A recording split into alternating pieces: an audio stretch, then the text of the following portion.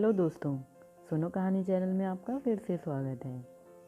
दोस्तों, आज हम निर्मला का तीसरा भाग सुनेंगे, तो चलिए शुरू करते हैं। विधवा का विलाप और अनाथों का रोना सुनाकर हम पाठकों का दिल न दुखाएंगे। जिसके ऊपर पड़ती है वह रोता है, विलाप करता है, पछाड़े खाता है। यह कोई नई बात नहीं। हाँ, अगर आप चाहें तो कल्याणी की उस घोर मानसिक यातना का अनुमान कर सकते हैं जो उसे इस विचार से हो रही थी कि मैं ही अपने प्राणधार की घातिका हूँ।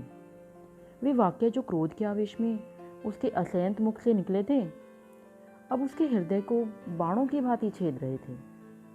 अगर पति ने उसकी गोद में करा करा कर प्राण त्याग दिए होते तो उसे संतोष होता कि मैंने उनके प्रति अपने कर्तव्य का पालन किया। शोकाकल हृदय को इससे ज़्यादा सांत्वना और किसी बात से नहीं होती। उसे इस विचार से कितना संतोष होता कि मेरे स्वामी मुझसे प्रसन्न हो गए। अंतिम समय तक उनके हृदय में मेरा प्रेम बना रहा। कल्याणी को यह संतोष न था। वह सोचती थी, हाँ, मेरी 25 वर्ष की तपस्या निष्फल हो गई। मैं अंत समय अपने प्राणपति के प्रेम से वंचित हो गई। अगर मैंने उन्हें ऐसे कठोर शब्द न कहे होते तो वे कदापि रात को घर से न जाते। न जाने उनके मन में क्या क्या विचार आए हों। उनके मनोभावों की कल्पना करके और अपने अपराध को बढ़ा बढ़ाकर वह आठों प्रहर कूदती रहती थी। जिस बच्चों पर वह प्राण देती थी वह उनकी सूरत से चिढ़ती। इन्हीं के कारण मुझे अपने स्वामी से रार मोल लेनी पड़ी। यही मेरे शत्रु हैं। जहाँ आठों प्रहर कचहरी सी लगी रहती थी, वहाँ अब खाक उड़ती है। वह मेला ही उठ गया। जब खिलाने वाला ही न रहा तो खाने वाले कैसे पड़े रहते। धीरे धीरे 1 महीने के अंदर सभी भांजे भतीजे विदा हो गए। जिनका दावा था कि हम पानी की जगह खून बहाने वालों में से हैं, वे ऐसे सरपट भागे कि पीछे फिरकर भी न देखा। दुनिया ही दूसरी हो गई।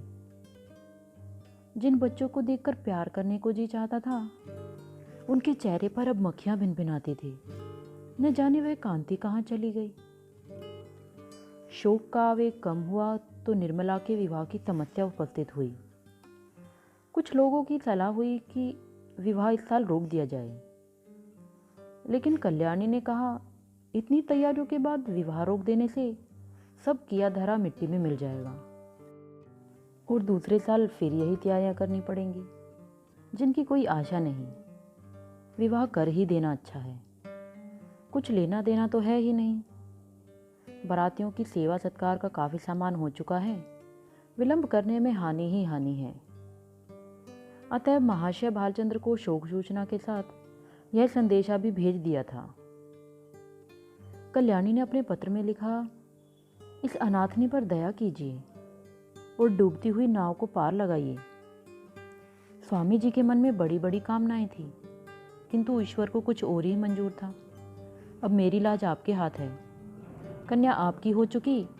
मैं लोगों की सेवा सत्कार को अपना सौभाग्य समझती हूँ, लेकिन यदि इसमें कुछ कमी हो, कुछ त्रुटि पड़े तो मेरी दशा का विचार करके क्षमा कीजिएगा। मुझे विश्वास है आप स्वयं इस अनाथनी की निंदा न होने देंगे। कल्याणी ने यह पत्र डाक से न भेजा बल्कि पुरोहित से कहा, आपको कष्ट तो होगा, पर आप स्वयं जाकर यह पत्र दीजिए और मेरी ओर से बहुत विनय के साथ कहिएगा कि जितने कम आदमी आए उतना ही अच्छा। यहाँ कोई प्रबंध करने वाला नहीं है। पुरोहित मोटेराम यह संदेश लेकर तीसरे दिन लखनऊ जा पहुंचे। संध्या का समय था। बाबू भालचंद्र दीवान खाने के सामने आराम कुर्सी पर नंग धड़क लेटे हुए हुक्का पी रहे थे। बहुत ही स्थूल ऊंचे कद के आदमी थे। ऐसा मालूम होता था कि काला देव है या कोई हबसी अफ्रीका से पकड़कर आया है। सिर से पैर तक एक ही रंग था, काला। चेहरा इतना स्याह था कि मालूम ना होता कि माथे का अंत कहाँ है और सिर का आरंभ कहाँ। बस कोयले की एक सजीव मूर्ति थी। आपको गर्मी बहुत सताती थी। 2 आदमी खड़े पंखा जल रहे थे। उस पर भी पसीने का तार बंधा हुआ था। आप आबकारी विभाग में एक ऊंचे ओहदे पर थे, 500 रुपये वेतन मिलता था, ठेकेदारों से खूब रिश्वत लेते थे। ठेकेदार शराब के नाम पानी बेचें, 24 घंटे दुकान खुली रखें, आपको केवल खुश रखना काफ़ी था। सारा कानून आपकी खुशी थी। इतनी भयंकर मूर्ति थी कि चांदनी रात में लोग उन्हें देखकर सहसा चौंक पड़ते थे। बालक और स्त्रियां ही नहीं, पुरुष तक सहम जाते थे। चांदनी रात इसलिए कहा गया कि अंधेरी रात में तो उन्हें कोई देख ही न सकता था। श्यामलता अंधकार में विलीन हो जाती थी। केवल आंखों का रंग लाल था। जैसे पक्का मुसलमान 5 बार नमाज पढ़ता है, वैसे ही आप 5 बार शराब पीते थे। मुफ्त की शराब तो काजी को हलाल है। फिर आप तो शराब के अफसर ही थे। जितनी चाहें पिए, कोई हाथ पकड़ने वाला न था। जब प्यास लगती, शराब पी लेते। लालिमा के संयोग से कालिमा और भी भयंकर हो जाती है। बाबू साहब ने पंडित जी को देखकर ही कुर्सी से उठकर कहा, अक्खा आप हैं, आइए आइए। धन्य भाग। अरे कोई है? कहाँ चले गए सब के सब? जबड़ू, ए गुरदीन, छकोड़ी, भवानी, अरे राम गुलाम कोई है? क्या सब के सब मर गए? चलो राम गुलाम, भवानी, छकोड़ी, गुरदीन, झगड़ू, कोई तो सुनो। कोई नहीं बोलता, सब मर गए। दर्जन भर आदमी रखे हैं, पर मौके पर एक भी सूरत नजर नहीं आती। न जाने सब कहाँ गायब हो जाते हैं। आपके वास्ते कुर्सी लाओ। बाबू साहब ने 5 नाम कई बार दोहराए, लेकिन यह ना हुआ कि पंखा झलने वाले दोनों आदमियों में से किसी को कुर्सी लाने को भेज देते। 3-4 मिनट के बाद एक काना आदमी खांसता हुआ आकर बोला, सरकार, इतना की नौकरी हमार की न हुई। कहाँ तक उधर बाड़ी ले ले खाई, मांगत मांगत थेतर हो ही गए। भालचंद्र, बको मत, जाकर कुर्सी लेकर आओ। जब कोई काम करने को कहो तो रोने लगता है। कहिए पंडित जी, वहाँ सब कुशल है? मोटेराम, क्या कुशल कहूँ बाबूजी, अब कुशल कहाँ, सारा घर मिट्टी मिल गया है। इतने में कहार ने एक टूटा हुआ चीड़ का संदूक लाकर रख दिया और बोला, कुर्सी मेज हमार उठाए ना ही उठत है। पंडित जी शर्माते हुए डरते डरते उस पर बैठे कि कहीं टूट न जाए, और कल्याणी का पत्र बाबू साहब के हाथ में रख दिया। भालचंद्र, अब और कैसे मिट्टी में मिलेगा? इससे बड़ी और कौन विपदा हो पड़ेगी? बाबू उदय भानुलाल से मेरी पुरानी दोस्ती थी। आदमी नहीं, हीरा था। क्या दिल था, क्या हिम्मत थी। आंखें पोंछकर मेरा तो जैसे दाहिना हाथ ही कट गया। विश्वास मानिए, जब से यह खबर सुनी, आंखों में अंधेरा सा छा गया है। खाने बैठता हूँ तो कोर मुंह में नहीं जाता। उनकी सूरत आंखों के सामने खड़ी रहती है। मुंह झूठा करके उठाता हूँ। किसी काम में दिल भी नहीं लगता। शायद भाई के मरने का रंज भी इतना न होता। आदमी नहीं, हीरा था। मोटेराम, सरकार, नगर में अब कोई ऐसा रईस न रहा। भालचंद्र, मैं खूब जानता हूँ पंडित जी, आप मुझसे क्या कहते हैं। ऐसा आदमी 1-2 लाख में एक होता है। जितना मैं उनको जानता था उतना दूसरा नहीं जान सकता। 2 ही 3 बार की मुलाकात में उनका भक्त हो गया और मरते दम तक रहूँगा। आप समदेन साहब से कह दीजिएगा, मुझे दिली रंज है। मोटेराम, आपसे ऐसी ही आशा थी। आप जैसे सज्जनों के दर्शन दुर्लभ हैं। नहीं तो आज कौन बिना दहेज के पुत्र का विवाह करता है। भालचंद्र, महाराज, दहेज की बातचीत ऐसे सत्यवादी पुरुषों से नहीं की जाती। उनसे तो संबंध हो जाना ही लाख रुपए की बात है, लाख रुपए की। मैं इसी को अपना अहोभाग्य समझता हूँ। हाँ, कितनी उदार आत्मा थी। रुपए के तो उन्होंने कुछ समझा ही नहीं, तिनके के बराबर भी परवाह नहीं की। बुरा रिवाज है, बेहद बुरा। मेरा बस चले तो दहेज लेने वालों और दहेज देने वालों दोनों को ही गोली मार दूं। हाँ, साफ गोली मार दूं, फिर चाहे फांसी ही क्यों ना हो जाए। पूछो, आप लड़के का विवाह करते हो कि उसे बेचते हो? अगर आपको लड़के की शादी में दिल खोल कर खर्च करना है तो करो, शौक से करो, लेकिन जो कुछ कीजिए अपने बल पर करें। यह क्या कि कन्या के पिता का गला रेतिए। नीचता है, घोर नीचता। मेरा बस चले तो इन फौजियों को गोली मार दूं। मोटेराम: धन्य हो सरकार, भगवान ने आपको बड़ी बुद्धि दी है। यह धर्म का प्रताप है। मालकिन की इच्छा है कि विवाह का मुहूर्त वही रहे, और तो उन्होंने सारी बातें पत्र में लिख ही दी हैं। बस आप ही उबारें तो हम उबर सकते हैं। इस तरह तो बारात में जितने सज्जन आएंगे उनकी सेवा सत्कार करेंगे ही हम, लेकिन परिस्थिति अब बहुत बदल गई है। सरकार कोई करने धरने वाला नहीं है। बस ऐसी बात कीजिए कि वकील साहब के नाम पर बट्टा न लगे। भालचंद्र 1 मिनट तक आंखें बंद किए बैठे रहे, फिर एक लंबी सांस खींचकर बोले, ईश्वर को मंजूर ही न था कि वह लक्ष्मी मेरे घर आती, नहीं तो क्या यह वज्र गिरता। सारे मंसूबे खाक में मिल गए। फूलन ऐसा माता था कि शुभ अवसर निकट आ रहा है, पर क्या जानता था कि ईश्वर के दरबार में कुछ और ही षड्यंत्र रचा जा रहा है। मरने वालों की याद ही रुलाने के लिए काफ़ी है। उसे देखकर तो जख्म और भी हरा हो जाएगा। उस दशा में न जाने क्या कर बैठूं। इसे गुण समझिए चाहे दोष, कि जिससे एक बार मेरी घनिष्ठता हो गई फिर उसकी याद चित्त से नहीं उतरती। अभी तो खैर इतना ही है कि उनकी सूरत आंखों के सामने नाचती रहती है, लेकिन यदि वह कन्या घर में आ गई तब मेरा जिंदा रहना कठिन हो जाएगा। सच मानिए, रोते रोते मेरी आंखें फूट जाएंगी। जानता हूँ रोना धोना व्यर्थ है, जो मर गया वह लौटकर नहीं आ सकता। सब्र करने के सिवाय और कोई उपाय नहीं है, लेकिन दिल से मजबूर हूँ। उस अनाथ बालिका को देखकर मेरा कलेजा फट जाएगा। मोटेराम: ऐसा न कहिए सरकार, वकील साहब नहीं है तो क्या, आप तो हैं। अब आप ही उसके पिता तुल्य हैं। वह अब वकील साहब की कन्या नहीं, आपकी कन्या है। आपके हृदय के भाव तो कोई जानता नहीं। लोग समझेंगे वकील साहब का देहांत हो जाने के कारण आप अपने वचन से फिर गए। इसमें आपकी बदनामी है। चित्त को समझाइए और हंसी खुशी कन्या का पाणी ग्रहण करा लीजिए।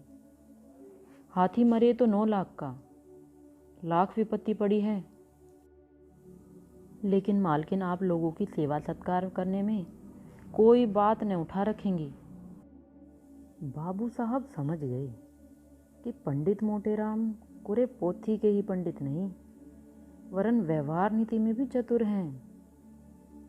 बोले, पंडित जी, अलफ से कहता हूँ, मुझे इस लड़की से जितना प्रेम है उतना अपनी लड़की से भी नहीं है, लेकिन जब ईश्वर को मंजूर नहीं तो मेरा क्या बस है। वह मृत्यु एक प्रकार की अमंगल रचना है जो विधाता की ओर से हमें मिली है। यह किसी आने वाली मुसीबत की आकाशवाणी है। विधाता स्पष्ट रीति से कह रहा है कि यह विवाह मंगलमय न होगा। ऐसी दशा में आप ही सोचिए, यह संयोग कहाँ तक उचित है। आप तो विद्वान आदमी हैं, सोचिए। जिस काम का आरंभ ही अमंगल से हो उसका अंत मंगलमय हो सकता है? नहीं नहीं, जानबूझकर मक्खी नहीं निगली जाती। समधिन साहब को समझा कर कह दीजिएगा, मैं उनकी आज्ञा का पालन करने को तैयार हूँ, लेकिन इसका परिणाम अच्छा न होगा। स्वार्थ के वश में होकर मैं अपने परम मित्र की संतान के साथ यह न्याय नहीं कर सकता। इस तर्क ने पंडित जी को निरुत्तर कर दिया। वादी से वह तीर छोड़ा था जिसकी उनके पास कोई काट न थी। शत्रु ने उन्हीं के हथियार से उन पर वार कर दिया था। और वह उसका प्रतिकार न कर सकते थे।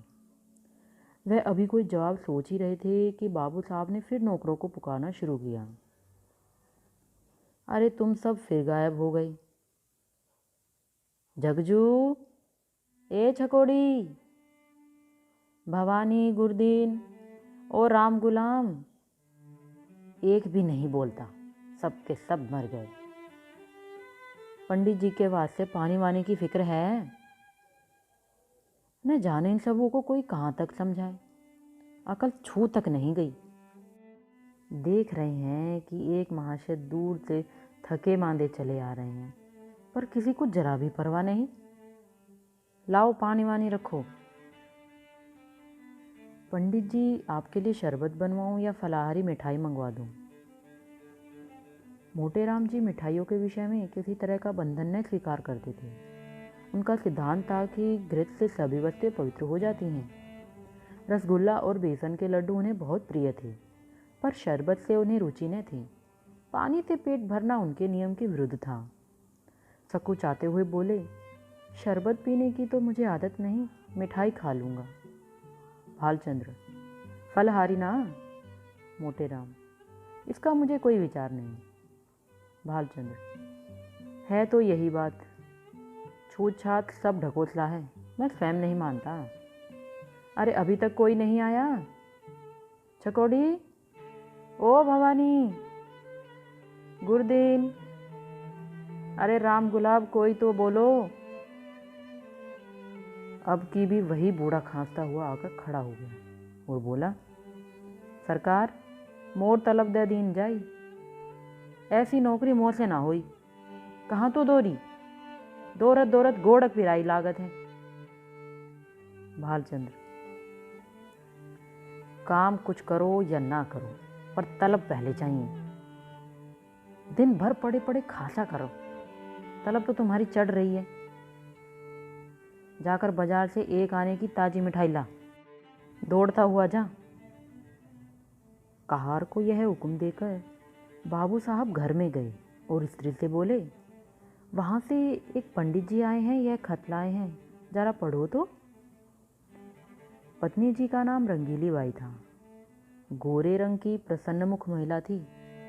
रूप और यौवन उनसे विदा हो रहे थे, पर किसी प्रेमी की भांति मचल मचल कर 30 साल तक जिसके गले से लगे रही, उसे छोड़ने न बनता था।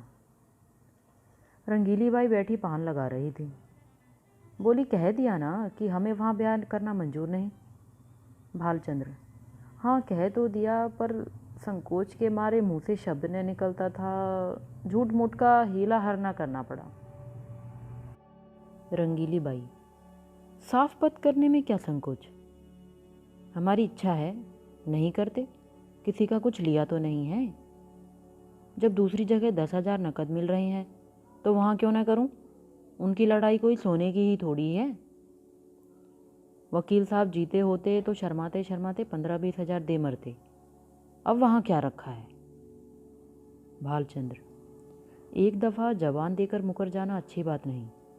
कोई मुख से कुछ न कहे बदनामी हुए बिना नहीं रहती, मगर तुम्हारी जिद से मजबूर हूँ। रंगीली बाई ने पान खाकर खत खोला और पढ़ने लगी। हिंदी का अभ्यास बाबू साहब को तो बिल्कुल न था, और यद्यपि रंगीली बाई भी शायद ही कभी किताब पढ़ती हो, पर खतवत पढ़ लेती थी। पहले ही पंक्ति पढ़कर उनकी आंखें सजल हो गई और पत्र समाप्त किया तो उनकी आंखों से आंसू बह रहे थे। एक एक शब्द करुणा के रस में डूबा हुआ था। एक एक अक्षर से दीनता टपक रही थी। रंगीली बाई को कठोरता पत्थर की नहीं, लाख की थी, जो एक ही आंच से पिघल गई। कल्याणी के कर्णोपादक शब्दों ने उसके स्वार्थ मंडित हृदय को पिघला दिया। रूदे हुए कंठ से बोली, अभी ब्राह्मण बैठे हैं ना? भालचंद्र पत्नी के आंसू को देख देख कर सूखे जाते थे। अपने ऊपर झल्ला रहे थे कि नाहक मैंने यह खत इसे दिखाया, इसकी जरूरत क्या थी? इतनी बड़ी भूल उनसे कभी न हुई थी।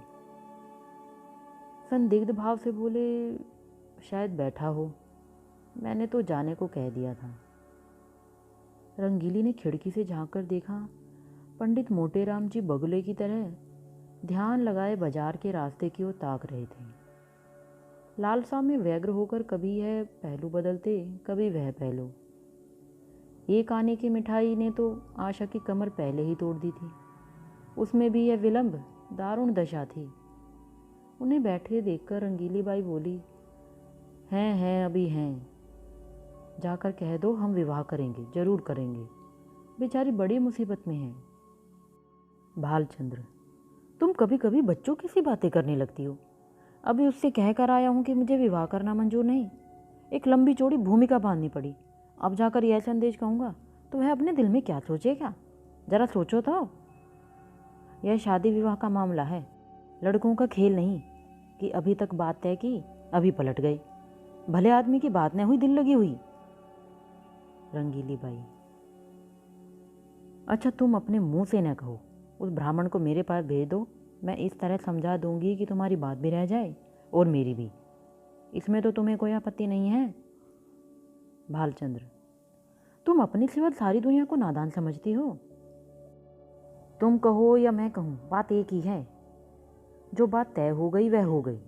अब मैं उसे फिर नहीं उठाना चाहूँगा। तुम ही तो बार बार कहती थी कि मैं वहाँ नहीं करूँगी। तुम्हारे ही कारण मुझे अपनी बात खोनी पड़ी। अब तुम फिर रंग बदलती हो। यह तो मेरी छाती पर मूंग दलना है। आखिर तुम्हें कुछ तो मेरे मान अपमान का विचार करना चाहिए। रंगीली बाई, तो मुझे क्या मालूम था कि विधवा की दशा इतनी हीन हो गई है। तुम ही ने तो कहा था कि उसने पति की सारी संपत्ति छिपा रखी है और अपनी गरीबी का ढोंग रचकर काम निकालना चाहती है। एक ही छटी हुई औरत है। तुमने जो कहा वह मैंने मान लिया। भलाई करके बुराई करने में तो लज्जा और संकोच है। बुराई करके भलाई करने में कोई संकोच नहीं। अगर तुम हाँ करके आए होते और मैं नहीं कहने को कहती तो तुम्हारा संकोच उचित होता। नहीं करने के बाद हाँ करने में तो अपना बड़प्पन है। भालचंद्र, तुम्हें बड़प्पन मालूम होता हो, मुझे तो लुच्चापन ही मालूम होता है। फिर तुमने यह कैसे मान लिया कि मैंने वकीलाइन के विषय में जो बात कही थी वह झूठी थी? क्या वह पत्र देखकर?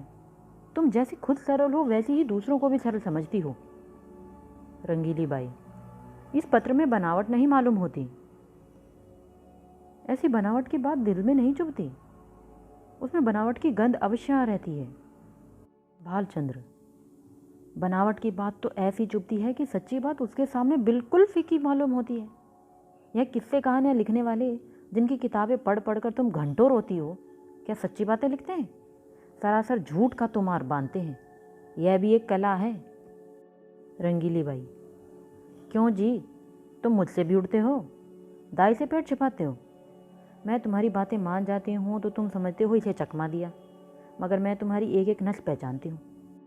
तुम अपना ऐब मेरे सर मढ़कर खुद बेदाग बचना चाहते हो। बोलो, कुछ झूठ कहती हूँ? जब वकील साहब जीते थे तो तुमने सोचा था कि ठहराव की ज़रूरत ही क्या है, वह खुद ही जितना उचित समझेंगे देंगे, बल्कि बिना ठहराव के और भी ज़्यादा मिलने की आशा होगी। अब जो वकील साहब का देहांत हो गया तो तरह तरह के हीले हवाले करने लगे। एक भलमान सी नहीं, छोटापन है। इसका इल्ज़ाम भी तुम्हारे सिर है। मैं अब शादी ब्याह के नज़दीक न जाऊंगी।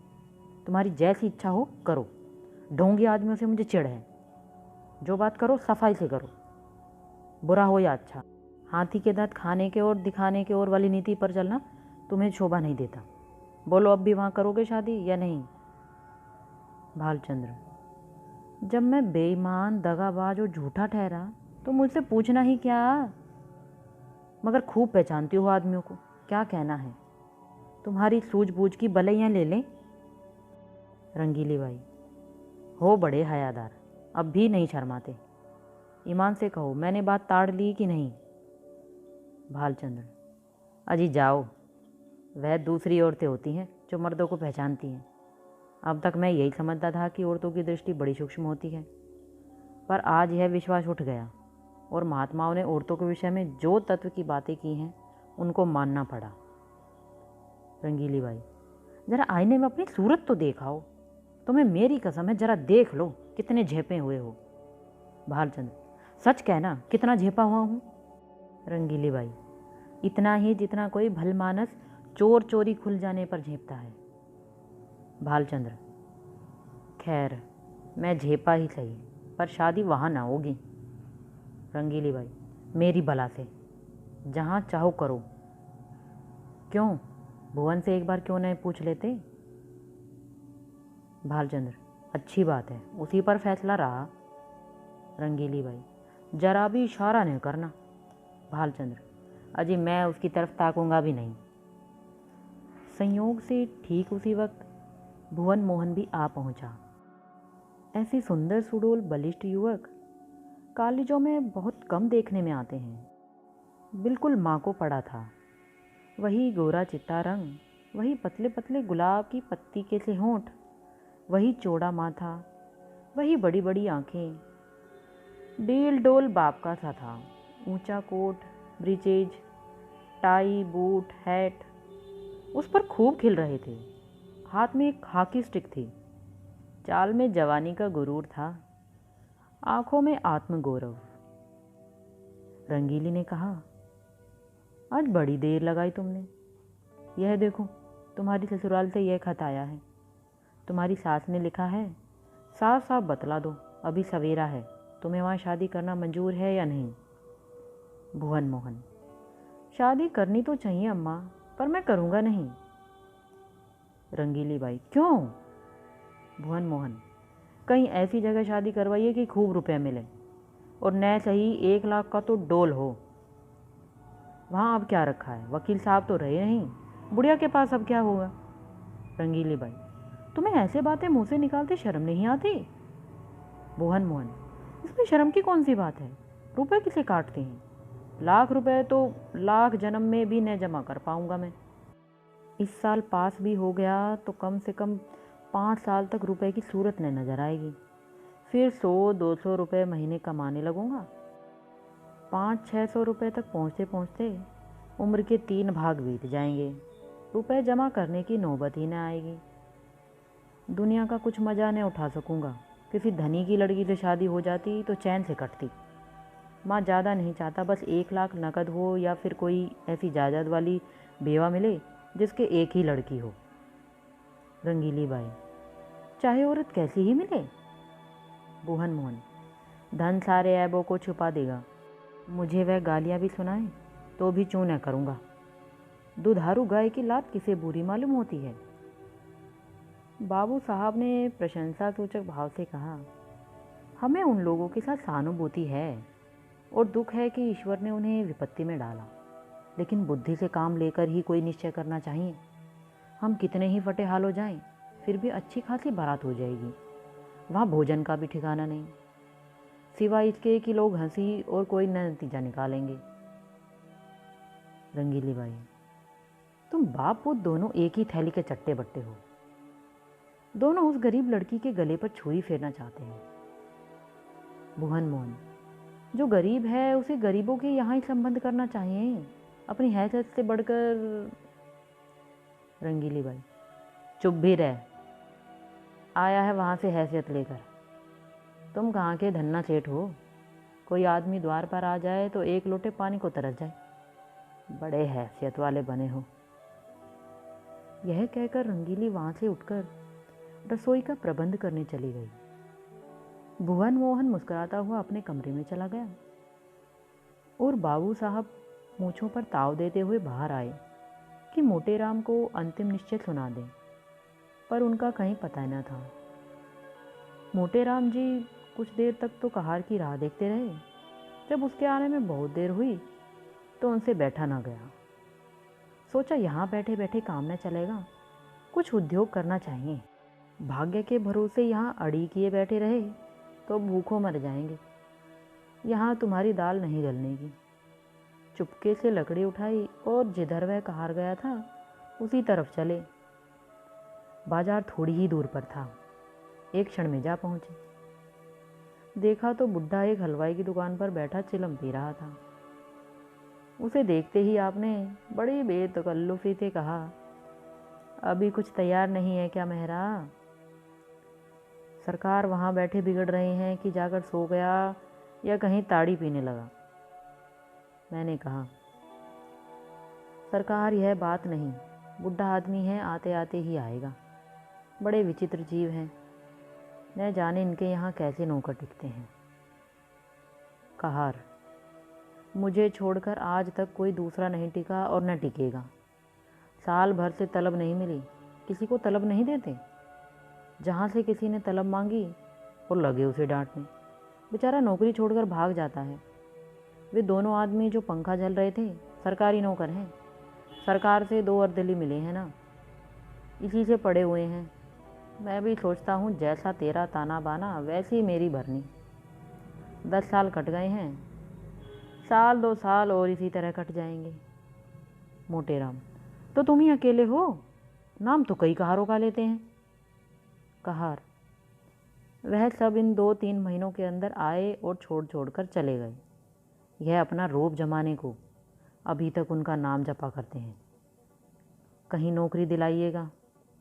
चलूं?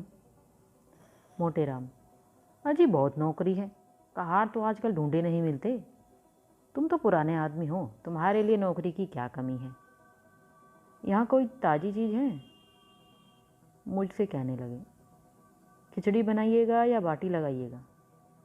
मैंने कह दिया, सरकार बुढ़ा आदमी है, रात को उसे मेरा भोजन बनाने में कष्ट होगा, मैं कुछ बाजार ही से खा लूँगा, इसकी आप चिंता न करें। बोले, अच्छी बात है, कहार आपको दुकान पर मिलेगा। बोलो साजी, कुछ तरमाल तैयार हैं? लड्डू तो ताज़े मालूम होते हैं, तोल दो 1 सेर भर। आ जाओ वहीं ऊपर ना। यह कहकर मोटेराम जी हलवाई की दुकान पर जा बैठे और तरमाल चखने लगे। खूब छक्कर खाया, 2.5-3 सेर चट कर गए। खाते जाते थे और हलवाई की तारीफ करते जाते थे। साहजी, तुम्हारी दुकान का जैसा नाम सुना था वैसा ही माल पाया। बनारस वाले ऐसे रसगुल्ले नहीं बना पाते। कलाकंद अच्छी बनाते हैं, पर तुम्हारी उनसे बुरी नहीं। माल डालने से अच्छी चीज़ नहीं बन जाती, विद्या चाहिए। हलवाई, कुछ और लीजिए महाराज, थोड़ी सी रबड़ी मेरी तरफ से लीजिए। मोटेराम, इच्छा तो नहीं है, लेकिन दे दो पाव भर। हलवाई, पाव भर क्या लीजिएगा, चीज़ अच्छी है, आधा सेर तो लीजिए। खूब इच्छापूर्ण भोजन करके पंडित जी ने थोड़ी देर तक बाजार की सैर की और 9 बजते बजते मकान पर आए। यहाँ सन्नाटा सा छाया हुआ था। एक लालटेन जल रही थी। आपने चबूतरे पर बिस्तर जमाया और सो गए। सवेरे अपने नियमानुसार कोई 8 बजे उठे तो देखा कि बाबू साहब टहल रहे हैं। इन्हें जगह देखकर वह पाला गल कर बोले, महाराज, आप रात कहाँ चले गए? मैं बड़ी रात तक आपकी राह देखता रहा। भोजन का सब सामान बड़ी देर तक रखा रहा। जब आप न आए तो रखवा दिया गया। आपने कुछ भोजन किया था या नहीं? मोटेराम, हलवाई की दुकान में कुछ खा आया था। भालचंद्र, अजी पूरी मिठाई में वह आनंद कहाँ जो बाटी और दाल में है। 10-12 आने खर्च हो गए होंगे, फिर भी पेट न भरा होगा। आप मेरे मेहमान हैं, जितने पैसे लगे हों ले लीजिएगा। मोटेराम, आप ही के हलवाई की दुकान पर खाया था, वह जो नुक्कड़ पर बैठता है। भालचंद्र, कितने पैसे देने पड़े? मोटेराम, आपके हिसाब में लिखा दिए हैं। भालचंद्र, जितनी मिठाइयाँ ली हों मुझे बता दीजिए, नहीं तो पीछे से बेईमानी करने लगेगा। एक ही ठग है। मोटेराम, कोई 2.5 सेर मिठाई थी और आधा सेर रबड़ी।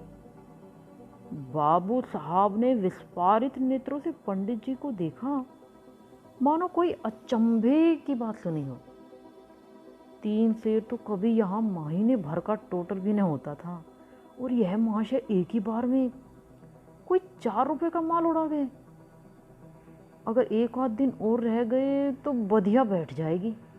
पेट है या शैतान की कब्र? 3 सेर। उद्विग्न दिशा में दौड़े हुए अंदर गए और रंगीली से बोले, कुछ सुनती हो?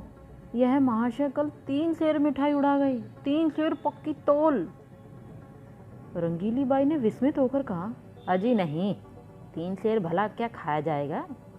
आदमी है या बैल है? भालचंद्र, 3 सेर तो अपने मुंह से कह रहा है, 4 सेर कम से कम होगा, पक्की तोल। रंगीली बाई, पेट में सनीचर है क्या?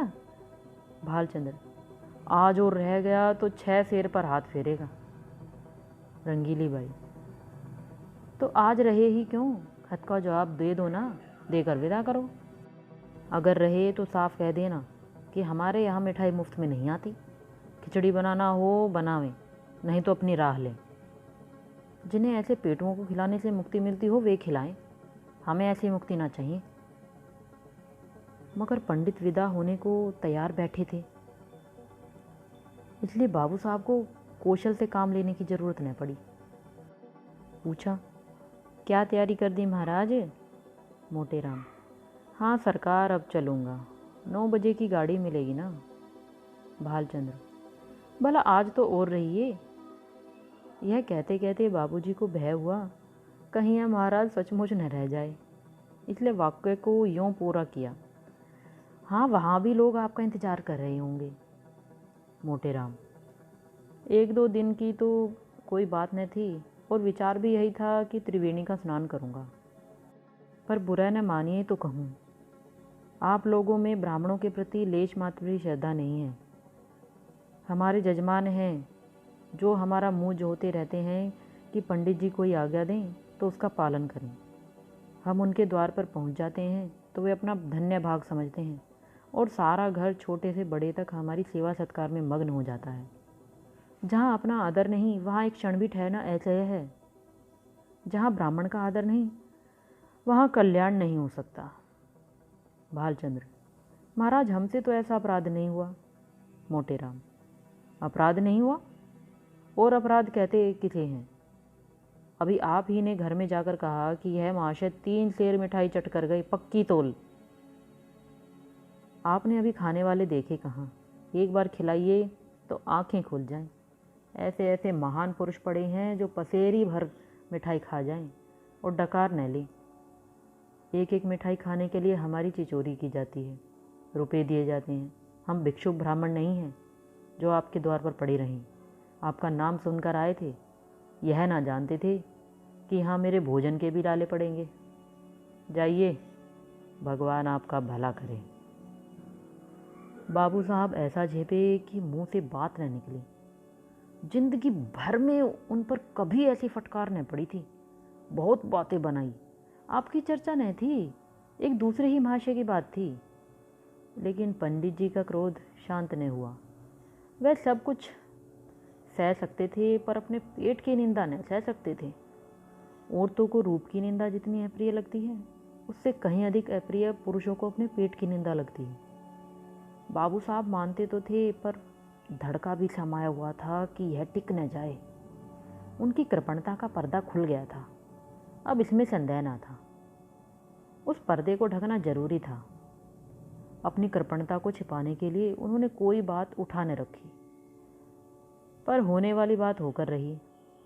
पछता रहे थे कि कहाँ से घर में इतनी बात कहने गया, और कहा भी तो उच्च स्वर में। यह दुष्ट भी कान लगाए सुनता रहा, किंतु वो पछताने से क्या हो सकता है। न जाने किस मनुष्य की सूरत देखी थी जो यह विपत्ति गले पड़ी। अगर इस वक्त यहाँ से रुष्ट होकर चला गया तो वहाँ जाकर बदनाम करेगा और मेरा सारा कौशल खुल जाएगा। अब तो इसका मुंह बंद करना ही पड़ेगा। यह सोच विचार करते हुए वह घर में जाकर रंगीली बाई से बोले, इस दुष्ट ने हमारी तुम्हारी बातें सुन ली, रूठ कर जला जा रहा है। रंगीली बाई, जब तुम जानते थे कि द्वार पर खड़ा है तो धीरे से क्यों ना बोले? भालचंद्र, विपत्ति आती है तो अकेले नहीं आती। यह क्या जानता था कि वह द्वार पर कान लगाए खड़ा है। रंगीली बाई, न जाने किसका मुंह देखा था। भालचंद्र, वही दुष्ट सामने लेटा हुआ था, जानता तो उधर ताकता ही नहीं। अब तो इसे कुछ दे दिलाकर राजी करना पड़ेगा। रंगीली बाई, ओहो, जाने भी दो। जब तुम्हें वहाँ विवाह करना ही नहीं तो क्या परवाह है, जो चाहे समझे, जो चाहे कहे। भालचंद्र, यूँ जान ना बचेगी। लाओ 10 रुपये विदाई के बहाने दे दूँ। ईश्वर फिर इस मनुष्य की सूरत ना दिखाए। रंगीली ने बहुत पछताते पछताते 10 रुपये निकाले और बाबू साहब ने उन्हें ले जाकर पंडित जी के चरणों में रख दिया। पंडित जी ने दिल में कहा, धत तेरी की मक्खी चूस, ऐसा रगड़ा कि याद करोगे। तुम समझते होंगे कि 10 रुपये देकर इसे उल्लू बना लूँगा। इस फेर में न रहना, यहाँ तुम्हारी नस नस पहचानते हैं। रुपए जेब में रख लिए और आशीर्वाद देकर अपनी राह ली। बाबू साहब बड़ी देर तक खड़े सोच रहे थे। मालूम नहीं अब भी मुझे कृपण ही समझ रहा है या पर्दा ढक गया। कहीं ये रुपए भी तो पानी में नहीं गिर पड़े। दोस्तों, आज की वीडियो अच्छी लगी हो तो इसे लाइक शेयर कमेंट करें और चैनल को सब्सक्राइब करना ना भूलें। तो चलिए मिलते हैं अगली वीडियो में, तब तक के लिए गुड बाय।